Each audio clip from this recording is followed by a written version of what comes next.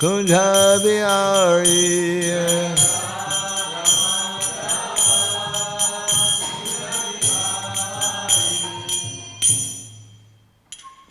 Jayam Vishnupad Paramahansa Prabhupada Asatara Sadushi Śrīmad His Divine Grace Shalasi Bhaktivedanta Swami Raj Srila Prabhupada Ki Jai Gaur Premanande Harival. Glorious to the sound devotees. All glorious to Shri Guru and Shri Gauranga. Namo Vishnu Padaya Krishna Prasthaya Bhutaya Srimate Bhaktivedanta Swami Namane. Namaste Saraswati Deve Gauravani Vicharane Nirvishesha Shunyavadi Paskatyade Siddharne.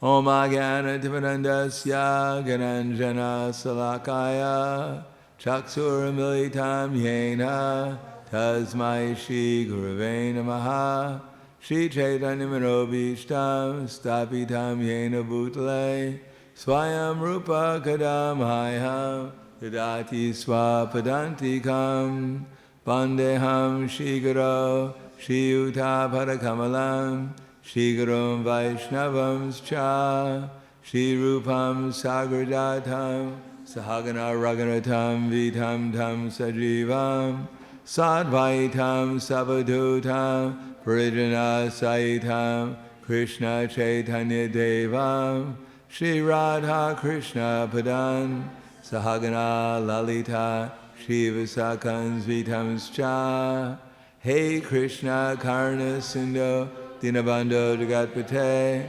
Gopesha Gopika Kanta Radha Kanta Namostute Tapta Kanchana Gaurangi Radhe Vrindavaneshwari Prishubhanu Sutadevi Pranamami Hri Priye Vancha Kalpa Trivyascha Kripa Sindhu Vyevacha Patidanam Bhavanebhyo Vaishnavebhyo Namo Namaha. Shri Krishna Chaitanya Pranityananda Shri Advaita Gadadhar Shivasati Gaur Bhaktivinoda Hare Krishna Krishna Krishna Hare Hare Hare Rama Rama Rama Hare Hare. Om Namo Bhagavate Vasudevaya. Om Namo Bhagavate Vasudevaya. Om Namo Bhagavate Vasudevaya.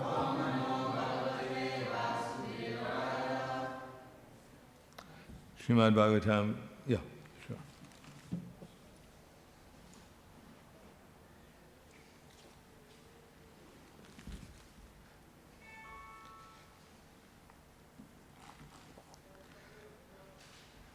Śrīmad Bhāgavatam, Canto 4, Chapter 27, the attack by Chandavega on the city of Puranjana, text number 20.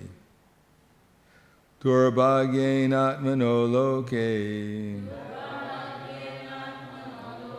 Vishruta durbhageti sa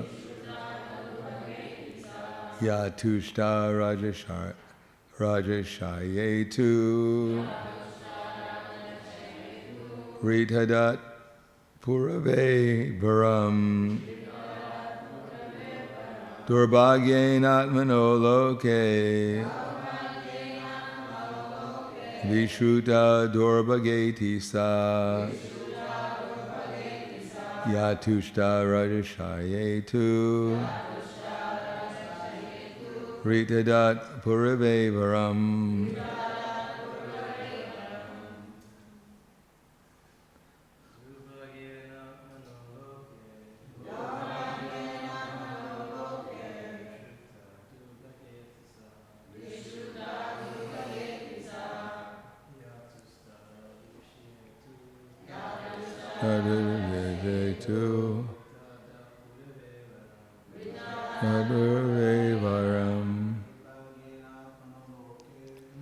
Durbhagena okay. Viruta durbhageti sa Vitarajashetu.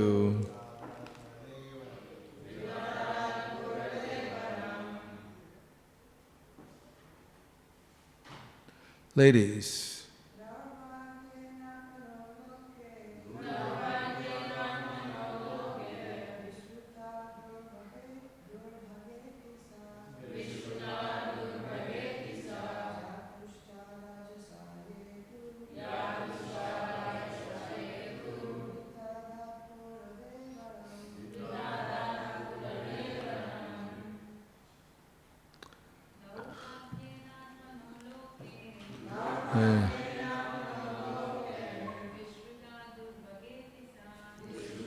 Durabhageti sa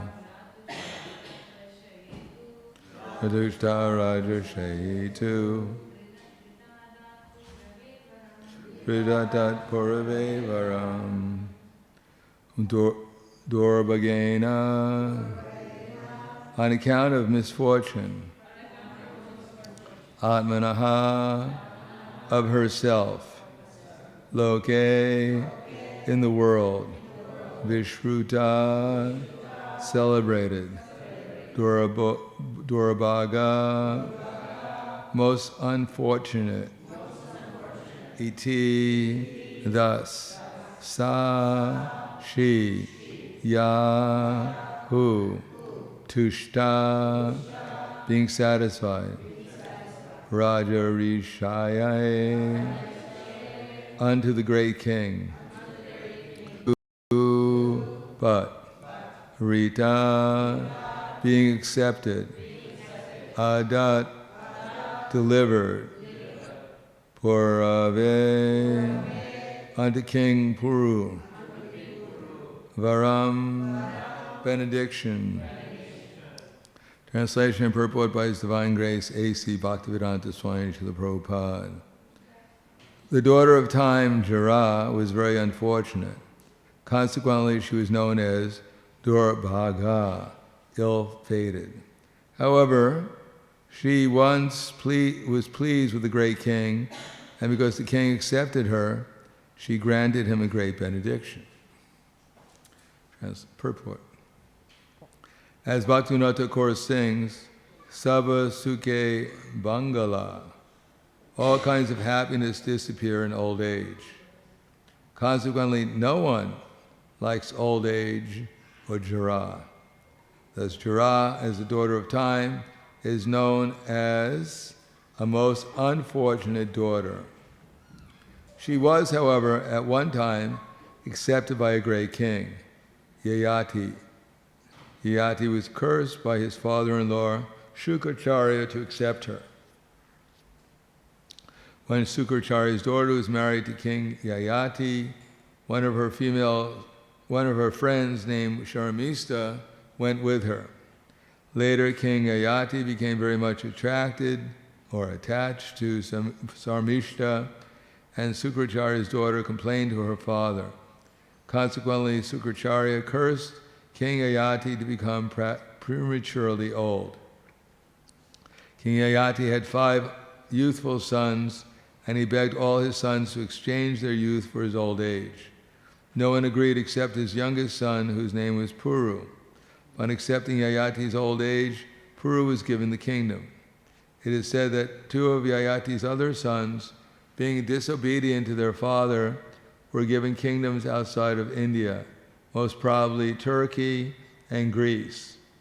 The purport is that one can accumulate wealth and all kinds of material opulences, but during old age one cannot enjoy them. Although Puru attained his father's kingdom, he could not enjoy all the opulence, for he had sacrificed his youth. One should not wait for old age in order to become Krishna conscious. Due to the invalidity of old age, one cannot make progress in Krishna consciousness, however opulent he may be materially. So, text again. Durabhagyenatmano loke vishruta durabhageti sa yatushta rajase tu vritadat purave varam. The daughter of time, Jara, was very unfortunate. Consequently, she was known as Durabhaga, ill-fated. However, she was once pleased with the great king. Because the king accepted her, she granted him a great benediction. Namo Vishnu Padaya Krishna Prasthaya Bhutale Śrīmate Bhaktivedanta Swami Namane Namaste Saraswatam Deve Gauravani Pacharane Nirvishesha Shnuvadi Paskadyade Siddharane.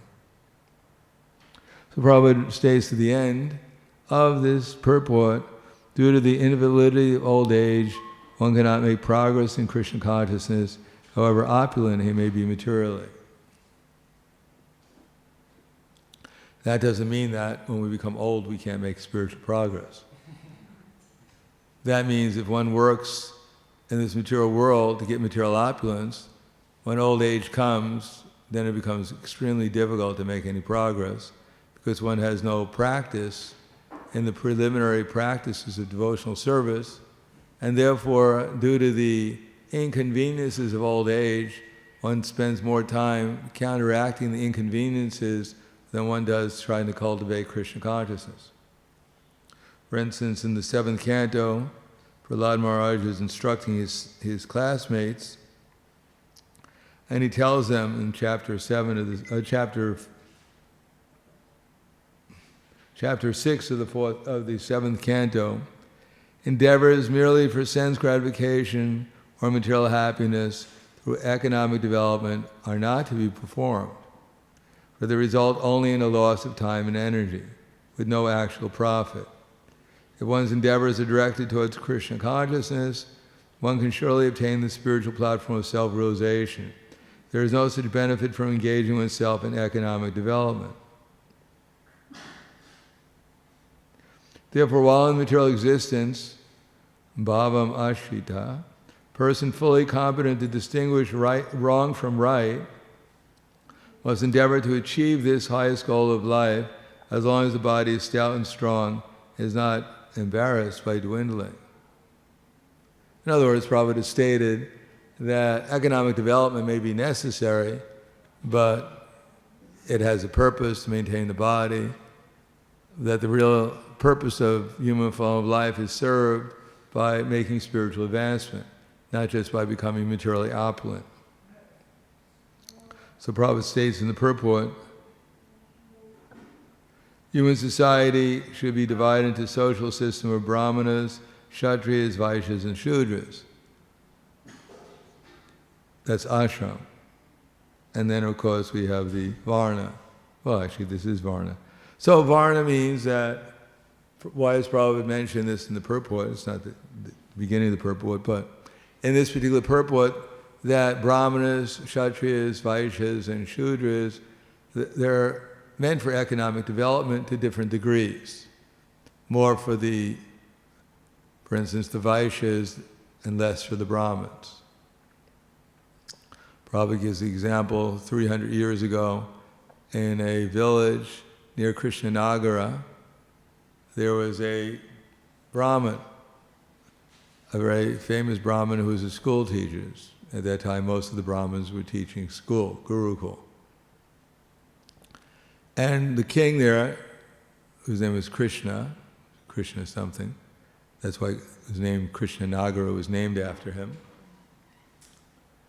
He heard about this Brahmin and he wanted to help him. So he came there and he said, Brahmin, I heard you're very poor and I'd like to give you some assistance. So the Brahmin said, I don't need your assistance. He said, I have students and they go and beg rice and I get rice.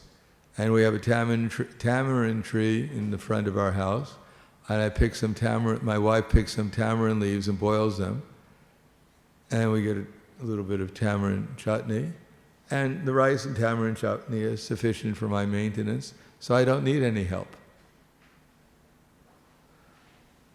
In other words, if one is actually concentrated on the spiritual platform, then one does not need so much economic development. Then one can be satisfied with simple life.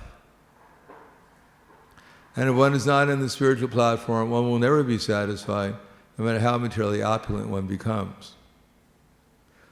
Therefore, in a Vedic society, in a civilized society, people are divided, their work is divided up to how much economic development they're actually needed. That those who are more renounced, that don't need so much economic development, they're given a service by which they can actually cultivate spiritual life. And those who are more materially attached, then they work harder, and at the same time they're encouraged to cultivate spiritual life with the time that remains. If one wants to live without devotional service, his status as a Brahmana, Kshatriya, or a Vaishya certainly has no meaning. In other words, Varna and ashram is not just meant to feed the stomach and to produce family. It's actually meant to cultivate spiritual life. It is said, stane brashta patan yada. Whether one is in a higher or lower division, one certainly falls down for want of Krishna consciousness. The same man therefore is always fearful of falling from his position. This is a regular principle. One should not fall from his exalted position. The highest goal of life can be achieved as long as one's body is stout and strong. We should therefore live in such a way that we keep ourselves always healthy and strong in mind and intelligence, so we can distinguish the goal of life from a life of problems. So people economically develop outside of the Varna and Ashram system, or even within the so-called Varna Ashram system, the Asura Varna Ashram system, in order to gratify their senses. In other words, there's no sense of dharma, of what the purpose of life is, nor is there any idea of liberation. The whole idea in a society, in a perverted Varna Ashram, just like Varna Ashram is eternal, it can't disappear entirely. It can be distorted. Just like in modern society, there's always a class of people who are governing. There's a class of people who are educating. There's a class of people who are producing. And there is a class of people who are serving. Unfortunately, since they don't know what the goal of life is, they're all Shudras, for the most part, with a few Vaishyas. The Vaishyas, they accumulate wealth and they pay off the so-called administrators in order to pass laws that help them accumulate more wealth and exploit the Shudras even more and mislead the Shudras into believing that by buying products, material products, they can actually achieve the goals of life. And therefore the Vaishyas accumulate more and more wealth in order to gain more and more power just to exploit others, with no idea how to properly utilize the money for spiritual advancement. So, if one is trying to spiritually advance, as Prabhupada said here, it requires the use of one's mind and intelligence. We work with our mind and intelligence, and then our body works. But if the mind and intelligence have been misdirected, have been put into the lower modes of material nature, then it's very, very difficult at the end of life to think of anything else other than just trying to survive.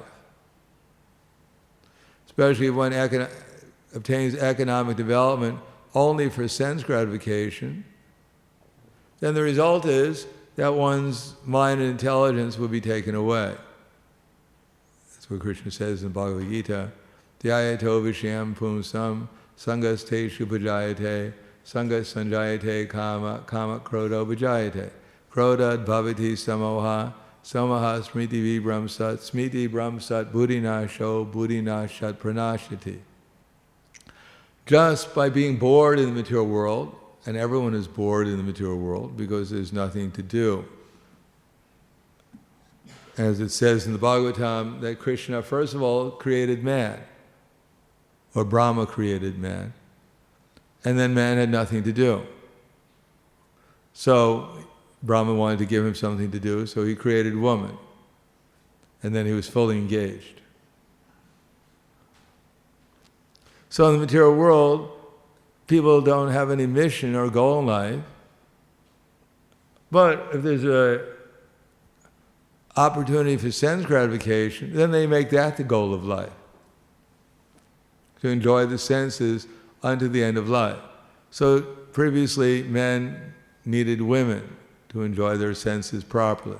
And although they may have other arrangements, but they cannot be as satisfying as the proper relationship, because people actually used to have a proper family life, where they had children to raise in God consciousness. And they all had their different roles. A man didn't try to be a woman, and a woman didn't try to become a man, and therefore there was a certain type of proper atmosphere in the family where they cooperated properly to raise the children and to help each other in Krishna consciousness.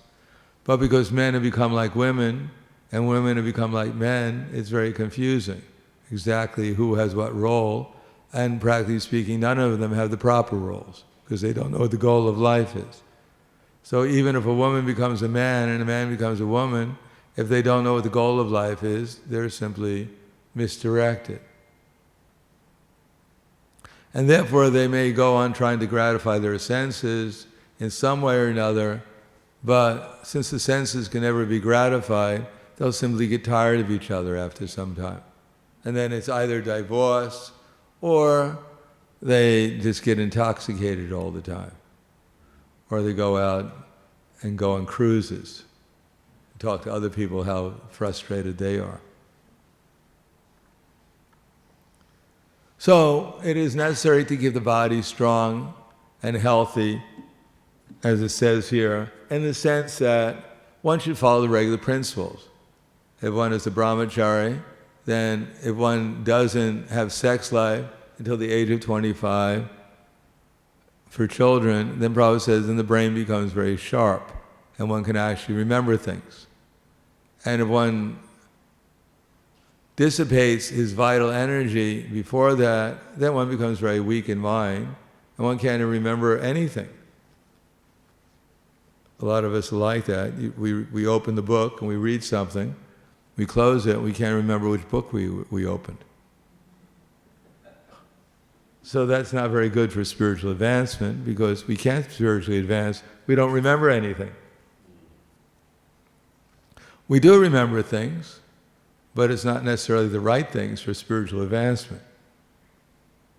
So in order to concentrate the mind, it requires we have a brain to do it. And even if we have somewhat of a brain, if we don't know what to do with it, we'll do the wrong things with it. In other words, if we think, yes, I have a memory, I can read these books, and once in a while I do. So we read the books, and after reading the books we don't remember anything, because we don't really know what we're supposed to, how to read the book, or why we're reading the book. That there's a goal to reading the books, namely to remember what's in the book. Because if we don't remember what's in the book, we can't see what's in the book. In this world, in the reality of the world we're living in, and if we can't see what's in the book, in the reality of the world that we're living in, we can't apply it. And if we don't apply it, then we don't make any spiritual advancement. It doesn't even remain on the theoretical platform, it remains in no platform. And then after applying it, then we have to get feedback and see how well we apply it. Whether or not we have to go back and check with the books and see whether we understand it more clearly now, after we get realizations. So the process goes on. But if we're not getting realizations, we're not applying the philosophy and we're not getting realizations, then it's because we're not really hearing properly. And we're not hearing in such a way as to remember and then perceive what we're hearing so we can apply it in our relationships, especially with other devotees and with Krishna and with innocent people and with non-devotees. Because we don't apply it, therefore Krishna doesn't give us dadami buddhi yogam tam. He doesn't give us the intelligence so we make spiritual progress. And if we don't get more and more intelligence and make spiritual progress, then we don't absorb our minds more and more in Krishna consciousness, and we don't actually get Krishna's mercy and develop the qualities of a pure devotee. So it's not that if one is practicing Krishna consciousness and one becomes old or sick, that he can't make spiritual advancement. If one has been trying to practice Krishna consciousness over some time and has actually made some endeavor during that time to give up material desires and material activities, then one can go on making spiritual progress. As a matter of fact, old age and disease and death, Prabhupada writes in the Bhagavad Gita, without them, there's no impetus to make spiritual advancement. that when we get sick and old, then we realize I'm not going to become Romeo. When I'm 90 years old, I'm not going to find my soulmate.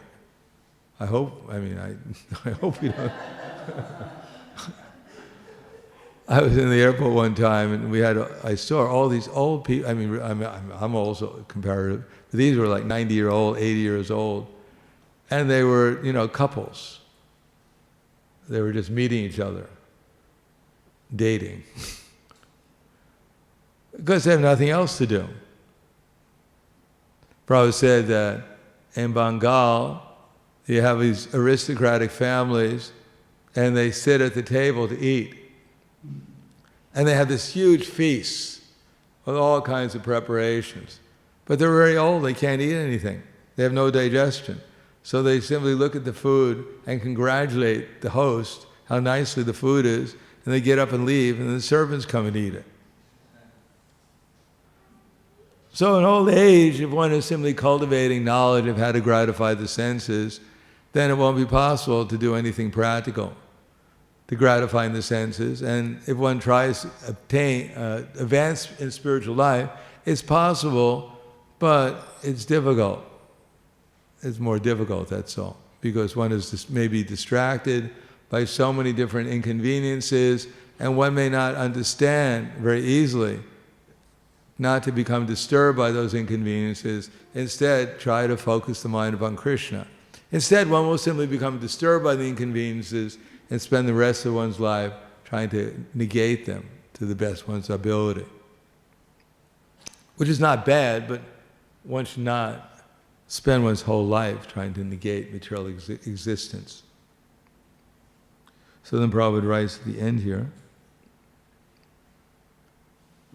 thoughtful man must act in this way. We should therefore live in such a way we keep ourselves always healthy and strong in mind and intelligence, so we can distinguish the goal of life from a life full of problems. A thoughtful man must act in this way, learning to distinguish right from wrong, thus obtain the goal of life. So Prabhupada means right, not that you have a test, a spelling test, and you get it all right, so you're right.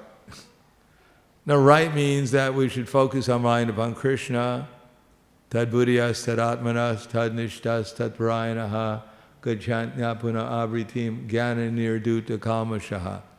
One's tad buddhiyas, one's intelligence. Tad buddhiyas, tad atmanas, one's faith, actually one's being, one's spiritual being, or one's mind also. Tad buddhiyas, tad atmanas, tad nishta, one's faith, real faith in Brahman. Are all tad buddhiyas, tad atmana, tad nishtas, tad parayanaha. One takes shelter. Abritim. Tad buddhiyas, tad atmanas, tad nishtas, tad parayanaha. Gacchantya puna abritim. Jnana nirduta kamasha. One's faith, mind, refuge are all fixed in the Supreme. Then one becomes fully cleansed of all misgivings and proceeds straight on the path of self-realization. In other words, what is our misgivings? I didn't get what I wanted, and I got a lot of things I didn't want. I wanted a healthy life, I wanted economic development, I wanted fame, I wanted so many things. I didn't get them to the degree that I wanted, but I got a lot of problems. I got ill health, I got a lot of people criticizing me. I don't have as much money as I actually need to fulfill all my desires. We get the opposite. So there's so much resentment. And of course, the boss, Krishna, we ultimately blame it on him. That I work so hard for you. Normal people get at least $10 an hour, and when I add it up, I got slave labor wages. And you're supposed to be God. Normal people, they die happily, peacefully. I got so many physical problems. What's wrong with you? Are you asleep? It's not even Chaturmasya yet. So one will become resentful against Krishna ultimately, thinking that there's something wrong with the process of devotional service because it didn't fulfill my desires. It's like in one farm we had in America, they decided they were going to get into cow protection. They're going to base their economy on cow protection. So they didn't figure out what would be the minimum that they needed. They just figured out what's the maximum number of cows that we need to fulfill our desires. They all needed a car, they thought. They all needed a vacation at least one time in India. They all needed their own house, their Wi-Fi, their video. They needed so many things, and they needed the cows to fulfill their desires so they could become self-sufficient. Rely on the cows. So they got up to 300 cows, trying to get enough milk, squeeze enough milk out of them, so they could everyone could have a car, and everyone could go to India at least once a year, if not twice. They could have their video sets and everything else. And somehow or another, it didn't work. Self-sufficiency, cow protection didn't work. These cows, these nonsense cows, couldn't give enough milk. So they decided that self-sufficiency is impractical, that it doesn't work. There must be something wrong with our philosophy. They never thought there might be something wrong with our lifestyle. Because they were just getting the basic necessities that every North American gets. So they wanted to have Vedic culture in North American way. And it didn't work. So that's all right. You know, maybe we should plan a little bit differently, a little bit more practically, so we don't torture cows or anyone else in order to get what we think we need. Then if we want to get what we need, then we should work hard to get it, not work the poor cows to get what we need. I was just reading a letter from Prabhupada, and they were asking about women, actually. And someone asked someone about women. Prabhupada said, well, I'm not going to get involved in marriages. That was Prabhupada's answer, is that if you want to get married, you have to take responsibility for the wife. You have to work hard and get what you need. Not that I'm going to take responsibility for you. So people should be responsible. Now that we get married and we don't even talk about it, we're just in love with each other, and we think love will solve all the problems. Like, my wife is going to work, she's going to make money, and she's going to have exactly the number of children I want. We're going to live in the house that I want. We're going to do everything I want. And then you find out that she's thinking the same thing, but from her point of view. And you're surprised. I thought you were supposed to surrender to me. And she's thinking, well, you're supposed to protect me. And then there may be some time of trying to make adjustments to the reality. And sometimes the adjustments aren't made properly.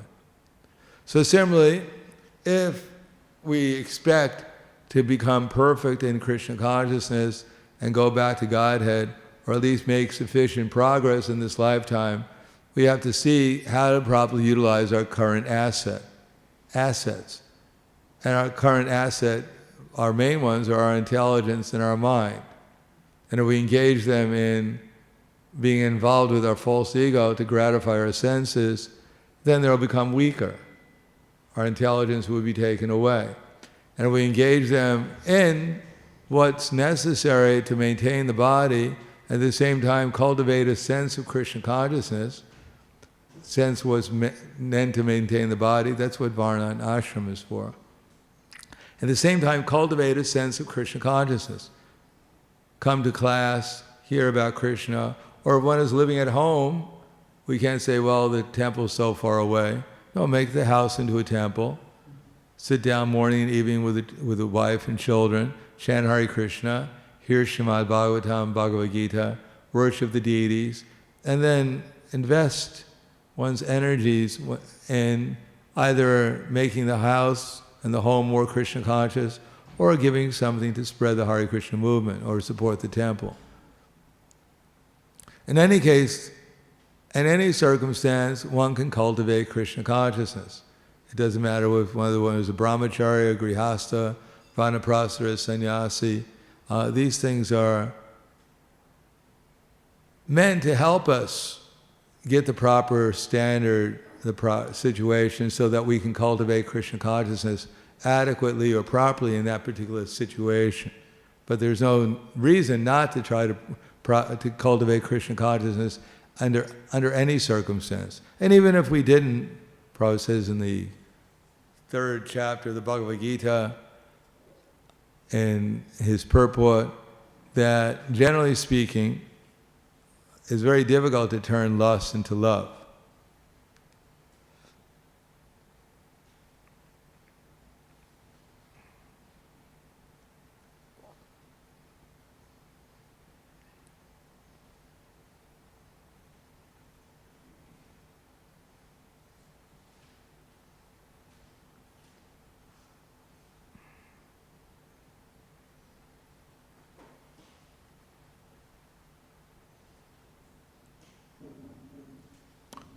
Lust is only the perverted reflection of love of God, which is natural for every living entity. But if one is educated in Krishna consciousness from the very beginning, that natural love of God cannot deteriorate into lust. When love of God deteriorates into lust, it's very difficult to return to the normal condition. Nevertheless, Krishna consciousness is so powerful that even a late beginner can become a lover of God by following the regular principles of devotional service. So from any stage of life, or from the time of understanding the urgency, one can begin regulating the senses in Krishna consciousness, devotional service of the Lord, and turn the lust into love of God, the highest perfectional stage of human life.